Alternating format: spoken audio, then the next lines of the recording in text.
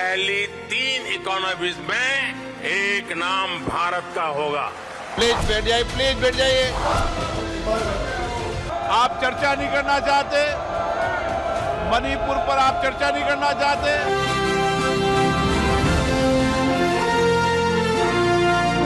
Top 3 economy पे पहुंच के रहेगा भारत। मुझे अगर बोलने का मौका भी नहीं मिला, ठीक है। Call other members of this house धोखेबाज।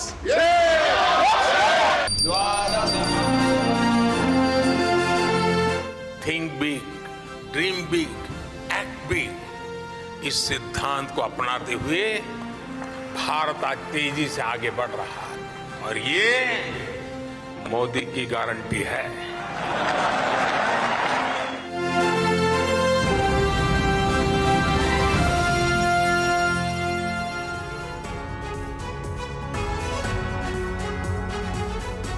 जी हां, एक तरफ तीसरे टर्म के लिए प्रधानमंत्री नरेंद्र मोदी पूरी तरह से तैयार नजर आ रहे हैं और विपक्ष दूसरी तरफ बेकरार नजर आ रहा है। मिशन 2024 के मद्देनजर एक एक खबर, एक एक अपडेट लगातार सबसे पहले TV9 भारतवर्ष आपको दे रहा है। 2024 विजय का विश्वास और विपक्ष का अविश्वास। आपके साथ मैं हूं समीर अब्बास, मेरे साथ करुणा शंकर भी मौजूद हैं।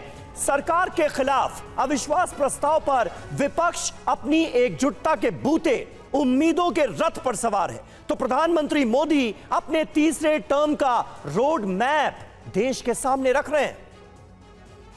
बिल्कुल, मणिपुर पर आक्रामक विपक्षी तेवर के बीच कल प्रधानमंत्री का जो बयान आया वो बहुत ही बड़ा और खास है।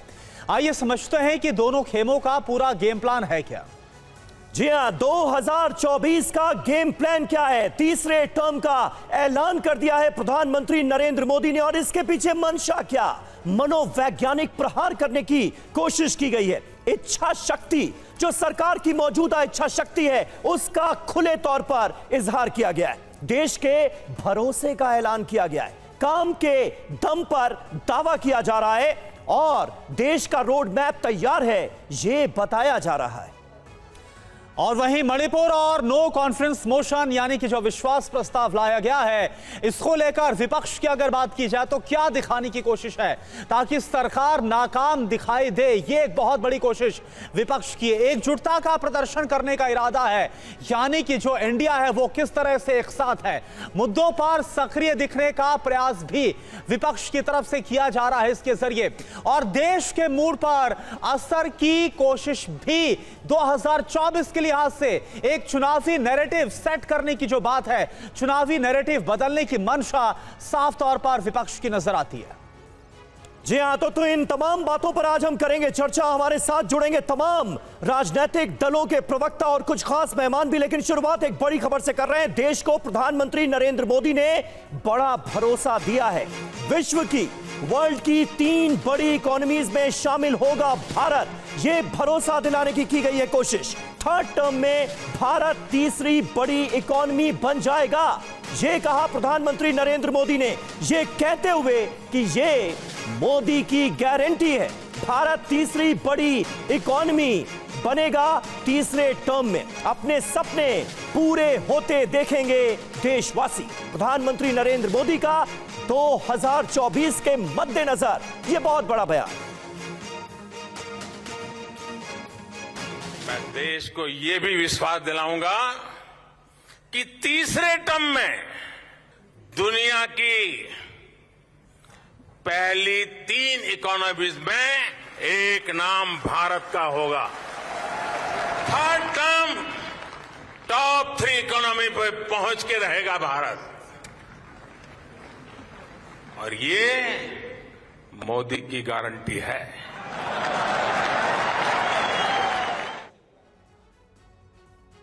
तो सुना आपने प्रधानमंत्री नरेंद्र मोदी को, देखा उनका आत्मविश्वास। आइए देखते हैं कि पीएम मोदी ने देश के सामने 3 पंक्तियों में कैसे देश के सामने शानदार अर्थव्यवस्था की गारंटी पेश की है। अपने थर्ड टर्म का जिक्र करते हुए पीएम मोदी की गारंटी को जरा ध्यान से देखिए।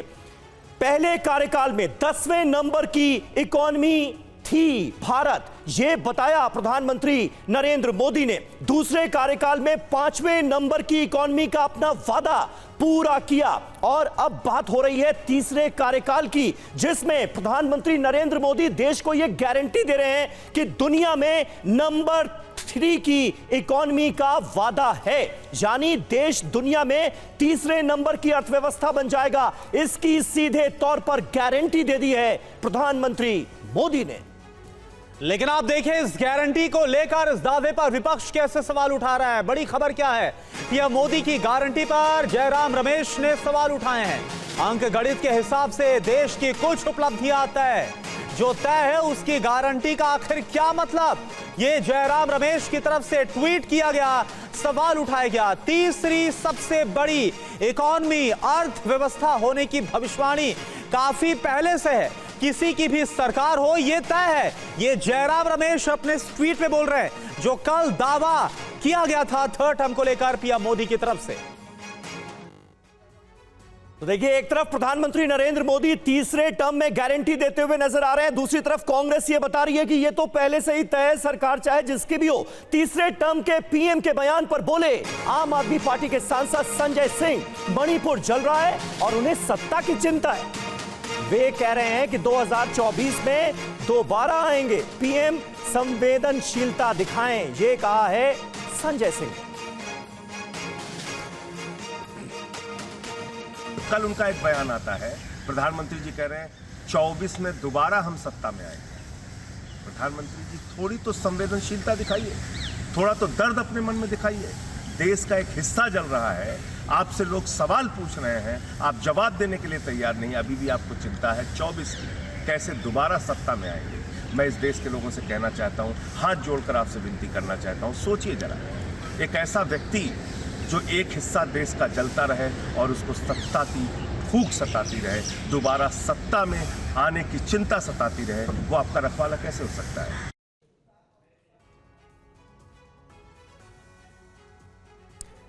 तो देखिए, प्रधानमंत्री नरेंद्र मोदी ने ये जो तीसरे टर्म को लेकर बयान दिया है, ये जाहिर है ऑपोजिशन को रास नहीं आ रहा है। अब इस पर हमला बोला जा रहा है विपक्ष की तरफ से। हमारे साथ इस वक्त तमाम खास मेहमान जुड़ चुके हैं, उनसे आपका तारुफ करा दें।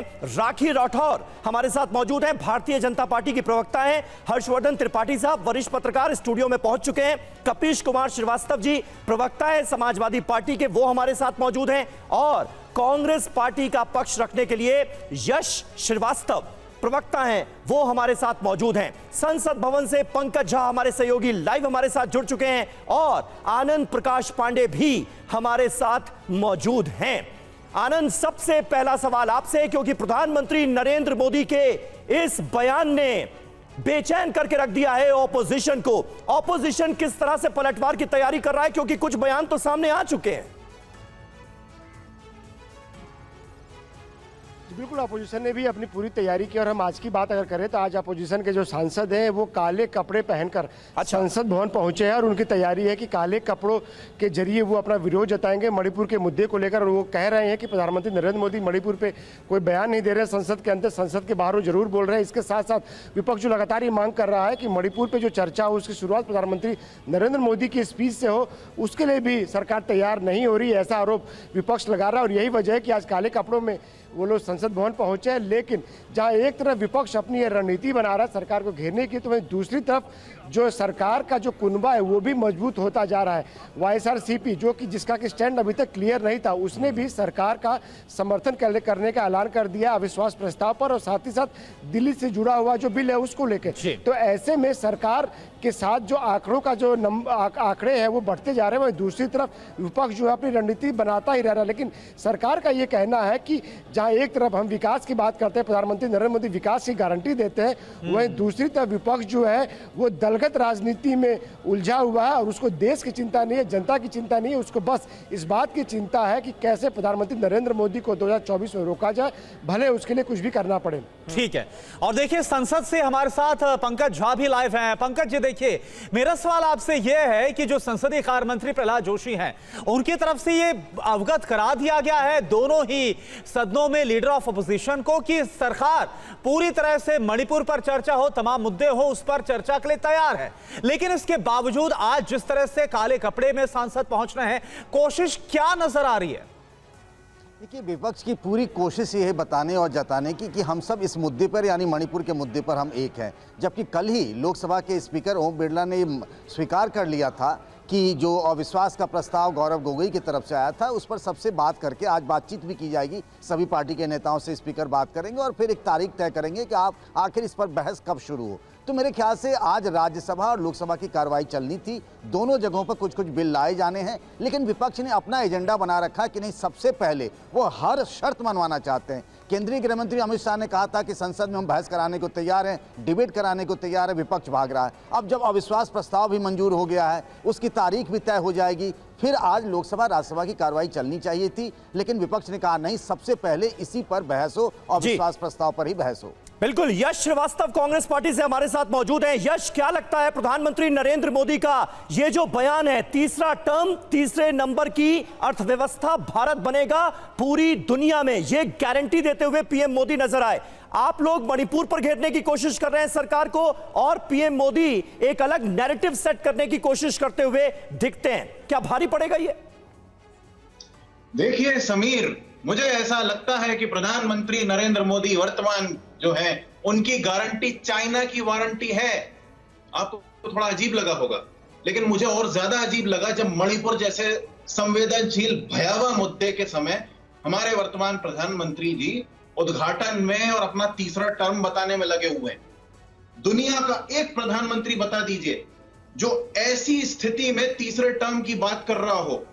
एक प्रधानमंत्री बता दीजिए, दुनिया का एक राष्ट्रपति बता दीजिए।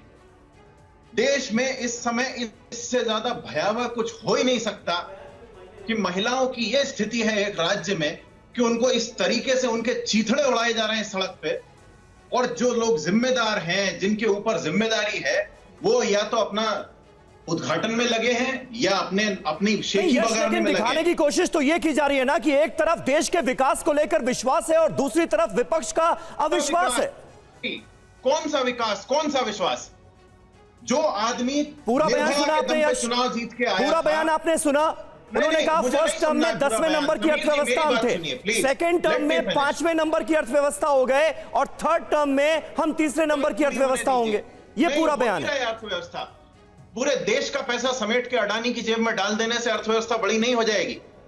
देश का हर गरीब आज भी गरीब है, देश के लोग आज भी परेशान हैं, और महिलाओं के मान सम्मान के दम पे चुनाव जीतने वालों ने आज महिलाओं का सम्मान तार तार होने दिया, कुछ नहीं बोल रहे। और तो और कल मणिपुर के मुख्यमंत्री बोलते हैं कि भाई अगर केंद्रीय नेतृत्व कहेगा तो हम इस्तीफा देंगे। Brijbhushan pro max. ठीक है राखी राठौर जी, अब आप जवाब दे दीजिए, क्योंकि यश अभी भी जोर शोर से, और कांग्रेस पार्टी नहीं, पूरा ऑपोजिशन इसे लेकर लामबंद नजर आ रहा है। मणिपुर के मुद्दे से जरा भी इधर उधर होते लगता नहीं ऑपोजिशन, और ऐसे में कैसे इसका सरकार सामना करेगी? खेमा तो मजबूत हो रहा है, लेकिन यह मुद्दा अपने आप में बहुत बड़ा है जो कि जनता को कनेक्ट करता है सीधे तौर पर। देखिए समीर, मन समर्पित, तन समर्पित और यह जीवन समर्पित, चाहता हूं मातृभूमि तुझे कुछ और भी दूं, इस ध्येय के साथ में आदरणीय मोदी जी, हमारे प्रधानमंत्री जी लगातार नेशन फर्स्ट की पॉलिसी के साथ काम कर रहे हैं। और मुझे लगता है किसी भी सरकार के लिए सबसे बेस्ट चीज ये हो सकती है कि अपने किए हुए कामों के साथ में जनता के बीच में जाए, और यही इनके काम है जिसकी वजह से जनता का विश्वास है। अविश्वास की बात जो जहां पर है वो सामने नजर ही आ रही है। समीर, अभी मैंने देखा किसी चैनल पे चल रहा था कि I.N.D.A पे, I.A पर इस जो विपक्ष पार्टी है उस पे बहुत सारे लोगों ने अपोज भी किया है कि क्यों इतनी जल्दी ये अविश्वास प्रस्ताव लाया गया, और कांग्रेस, तो मुझे लग रहा है कि ये विश्वास जनता का तो अटूट भारतीय जनता पार्टी पर है ही, कहीं ये अविश्वास प्रस्ताव ये चेक करने के लिए तो नहीं लाया गया कि विपक्ष पार्टी में कौन कौन साथ है, क्योंकि इनकी जो 2 मीटिंग्स हुई उसमें भी हमने देखा इफ्स एंड बट्स के साथ में ये जो इनकी आपस में संबंध हुआ है, ये जिस तरह से ये साथ आए हैं, तो उसमें कहीं ना कहीं समस्या होगी। ये नहीं, लेकिन राखी राठौर जी एक सवाल लीजिए, और मैं कोट करना चाहूंगा, अभी हमने खबर भी दिखाई जयराम रमेश को, क्योंकि देखिए प्रधानमंत्री ने जो कल जिक्र किया है थर्ड टर्म का, और उसमें दुनिया की सबसे बड़ी तीसरी इकॉनमी का जिक्र किया, तो जयराम रमेश ये बोल रहे हैं, तो आप अंक गणित के आधार पर क्यों भविष्य की बात करते हैं? सरकार कोई भी रही, ये तो होगा ही, ये बात, ये दावा जयराम रमेश करते नजर आ रहे कांग्रेस लीडर। देखिए कृपाशंकर जी, मुझे लगता है अगर ये हो सकता होता, अंकगणित के हिसाब से ही होता, तो 10 साल यूपी की गवर्नमेंट थी, तब क्यों नहीं ये काम हो गया? क्यों ऐसा हुआ कि पिछले 10 साल में हमें बताने के लिए बहुत सारी चीजें हैं, हम उन चीजों को हमने एड्रेस किया जो 70 साल में एड्रेस नहीं हुई। चाहे 12 करोड़ हमने टॉयलेट्स बनवाए हो महिलाओं की सम्मान के लिए, चाहे हमने 12 करोड़ जल कनेक्शंस दिए हो, चाहे 3 करोड़ से ऊपर पीएम आवास योजनाओं की मैं बात करूं, 48 करोड़ हमने जनधन खाते खोले जिससे डीबीटी डायरेक्ट बेनिफिट ट्रांसफर के माध्यम से लोगों तक पैसा पहुंच सके। ठीक है, ये वही 85 पैसे की बात कर रही हूँ जो समस्या में थी। लेकिन एक बात और कहना चाहूंगी, मणिपुर की बात की जाती है, महिला सम्मान की बात बार की जाती है। मैं पूछना चाहती हूँ ये सिलेक्टिव आउटरीच क्यों है? राजस्थान के अंदर अगर देखें हम लोग, वहां पर लगातार इस तरह की घटनाएं हो रही है, लगातार एनसीआरबी की रिपोर्ट में हम टॉप पर आते हैं। बंगाल में इस तरह की घटनाएं हुई, आप वही बात कर रही हैं जिससे ऑपोजिशन सबसे ज्यादा बिखरा हुआ है। मणिपुर को राजस्थान या देश के किसी और राज्य से मिलाने को लेकर ही ऑपोजिशन सबसे ज्यादा भड़का हुआ है।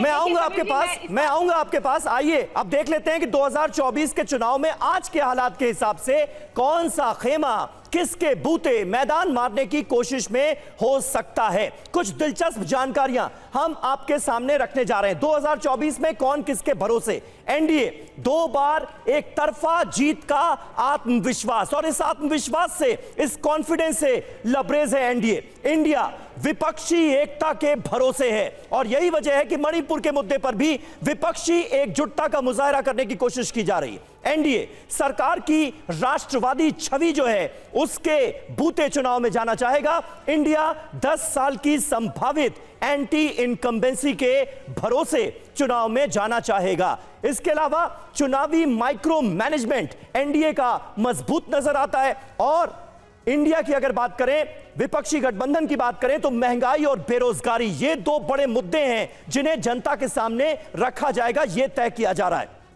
मजबूत इकोनॉमी ये एनडीए का एक बड़ा मुद्दा होगा। इसके सीधे तौर पर संकेत प्रधानमंत्री नरेंद्र मोदी ने कल अपने बयान के जरिए दिए।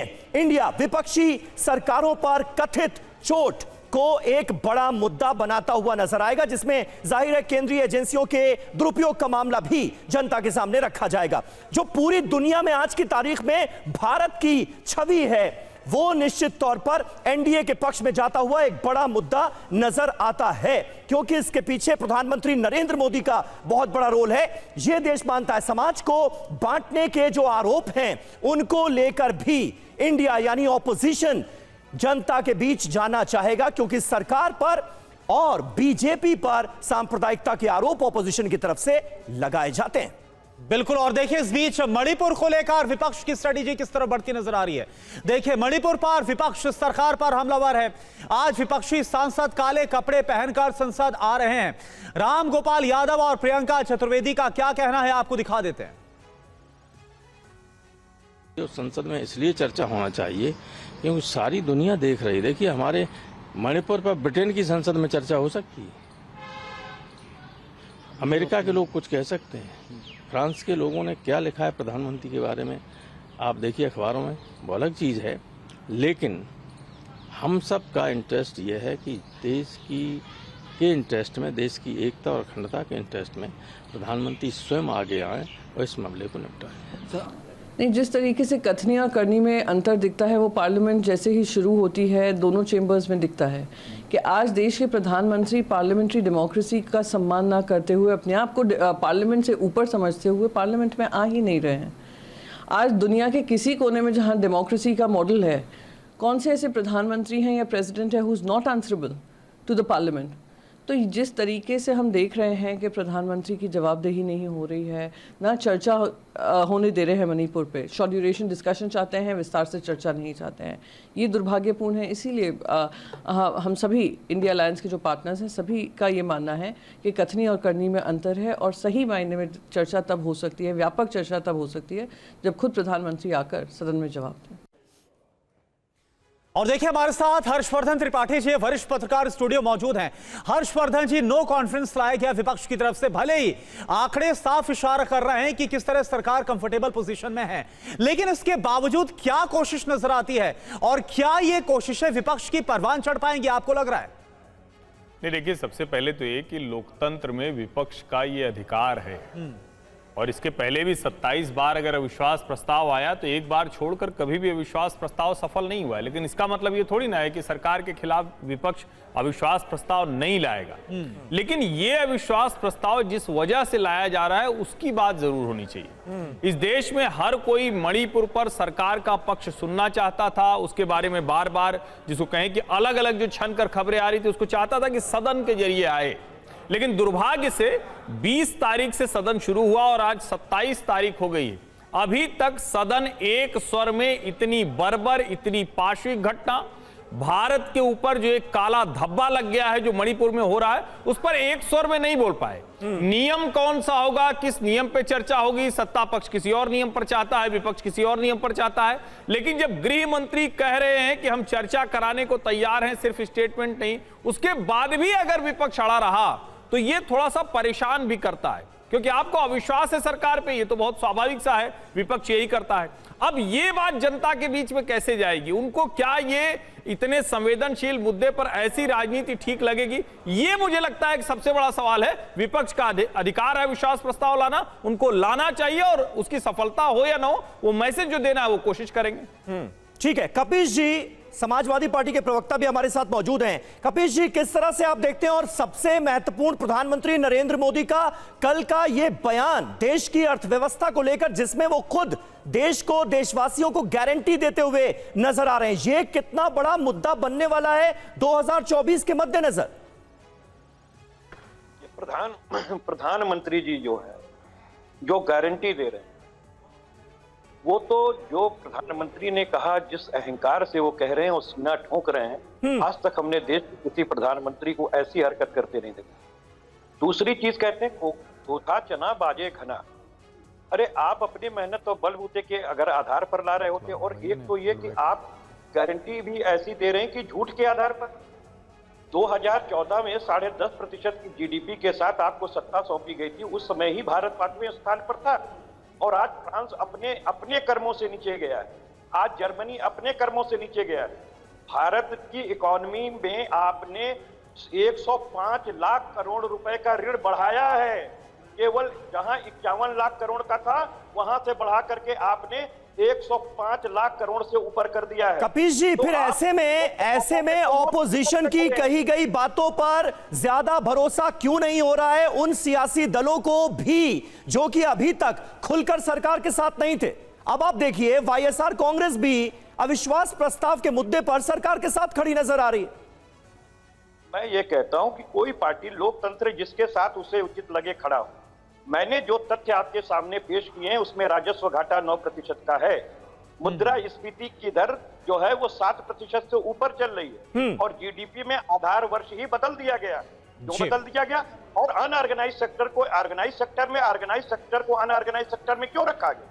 तो सबसे बड़ा प्रश्न है कि ये किसको आप धोखा दे रहे हैं? देश को धोखा दे रहे हैं प्रधानमंत्री।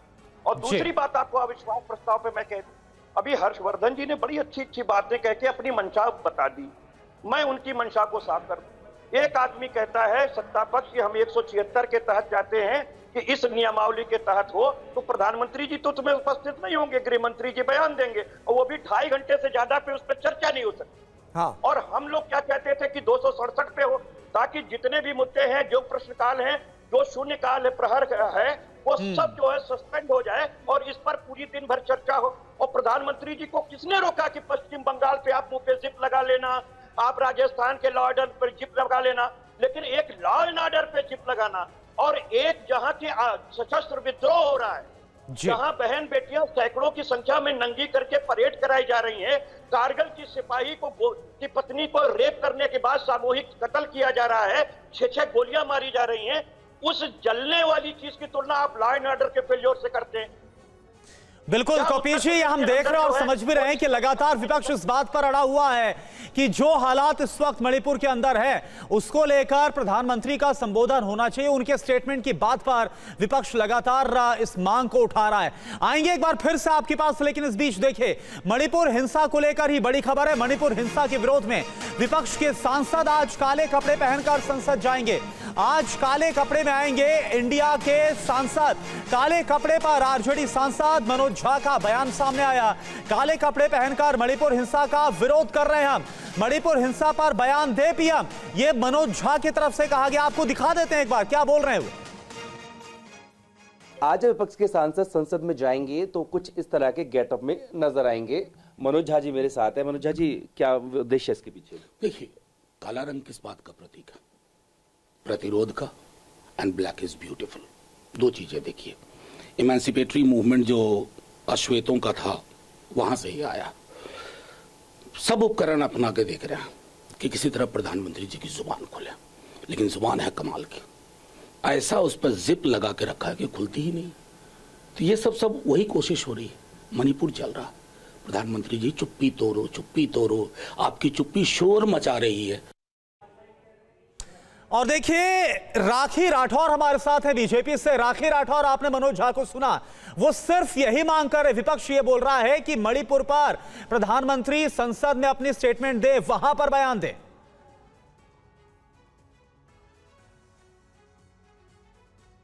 आप अपने ऑडियो को अनम्यूट करिए। राखी जी, आपकी आवाज नहीं आ रही है। देखिए, पिछली बार भी बहुत सारे ऐसे संसद के सत्र हुए जहां पर किसी ना किसी विषय को लेकर के संसद के सत्र चलने नहीं दिए गए। या मैं ये कहना चाहूंगी कि यहाँ पर भी जब ऑल पार्टी मीटिंग हुई उसमें ये तय हुआ कि मणिपुर की चर्चा संसद में होगी। उसके बाद बीएसी की मीटिंग हुई, उसमें भी यही बात तय हुई। लेकिन लास्ट मोमेंट पे किसी रूल के बहाने से ये बोलेंगे वो बोलेंगे, इस तरह से विपक्ष ने लगातार ये प्रयास किया कि संसद की कार्रवाई चले ना। और मैं तो ये कहना चाहूंगी कि प्रधानमंत्री जी बोलेंगे, जब बोलेंगे तब निवेदन ये है कि आप भाग मत जाइएगा, क्योंकि 2018 में भी उन्होंने अनाउंसमेंट किया था इस बात का कि विश्वास प्रस्ताव लाने लायक की स्थिति आप 2023 में होंगे, और मुझे लगता है वैसी ही कोई स्थिति 2028 में भी बनेगी। नहीं राखी जी, लेकिन यहाँ पर तो नो कॉन्फिडेंस मोशन लाया ही इसलिए जा रहा है ताकि मणिपुर हिंसा के मुद्दे पर सदन के भीतर प्रधानमंत्री नरेंद्र मोदी को बयान देना पड़े। इस स्थिति से क्या बचा नहीं जा सकता था? 267 के नियम के तहत ही अगर चर्चा हो जाती सदन के भीतर तो। देखिए, मुझे लगता है गृह मंत्री जी ने स्पष्ट शब्दों में कहा था, उन्होंने लेटर्स भी लिख करके निवेदन किया था कि हम जवाब देना चाहते हैं, और ये स्थिति मैं तब मान लेती जब वो गृह मंत्री जी के जवाब से सेटिस्फाइड नहीं होते। देखिए, कुछ भी प्रेडिक्शन करना ऐसा होगा जब हम तैयार हैं। हमारे रक्षा मंत्री जी ने ये कहा कि सब हम तैयार हैं करने के लिए डिस्कशन, लेकिन करना नहीं चाहते। अभी अभी मेरे एसपी के प्रतिनिधि कह रहे थे कि बाकी देश तो अपने कर्मों से नीचे आ गए, लेकिन ये कहते हुए इन्हें शर्म आती है कि हमारा देश अपने बूते पर एक मजबूत नेतृत्व के साथ में आगे बढ़ा है, ये नहीं कहना चाहते। ठीक है, विकास कैसे कर ले। ठीक है राखी श्रीवास्तव जी। गौरव गोगोई इस वक्त क्या बोल रहे हैं, हम एक बार सुन लेते हैं, फिर यश आपका भी कर देते हैं। उस अहंकार को तोड़ने का काम आज हम कर रहे हैं। तो गौरव गोगोई कांग्रेस पार्टी के सांसद, राघव चड्ढा भी इस वक्त पत्रकारों से कुछ कह रहे हैं, सुनते हैं। इंडिया अलायंस के साथी सांसद हैं, वो आज काले वस्त्र पहनकर आए हैं ताकि हम लोग अपने वस्त्रों के माध्यम से भी अपना विरोध दर्ज करा सकें कि जिस प्रकार से एक निर्दयी सरकार मणिपुर के बारे में बिल्कुल भी संवेदनशील नहीं है, मणिपुर के विषय में संज्ञान लेने को तैयार नहीं है, उस सरकार को अपने वस्त्रों के माध्यम से भी, इस काले कपड़े के माध्यम से भी मैसेज पहुंचाएं कि अपनी नींद से जागो, सत्ता के नशे से बाहर आओ। और एक प्रयास है मणिपुर के लोगों के साथ खड़े होने का, कंधे से कंधे मिला के खड़े होने का।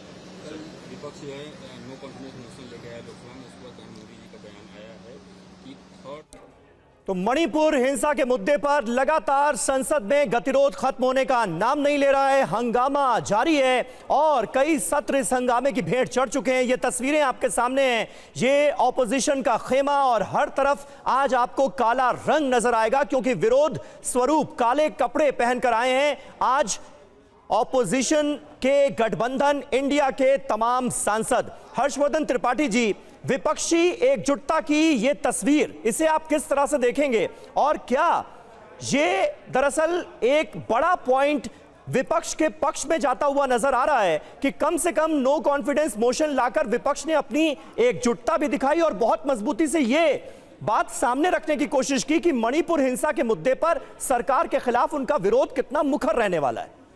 नहीं, निश्चित तौर पर विपक्ष की ये कोशिश है, लेकिन कमाल की बात यह है कि इतने संवेदनशील मुद्दे पर 7 दिन में चर्चा नहीं हो पाई और कमाल की बात यह है कि इसको नियमों के आड़ में सब कुछ किया जा रहा है। और क्या इंडिया का जो गठजोड़ है, जो तथाकथित INDIA है जी, उसमें क्या कोई भी एक मेंबर बढ़ा क्या इस मुद्दे पर भी?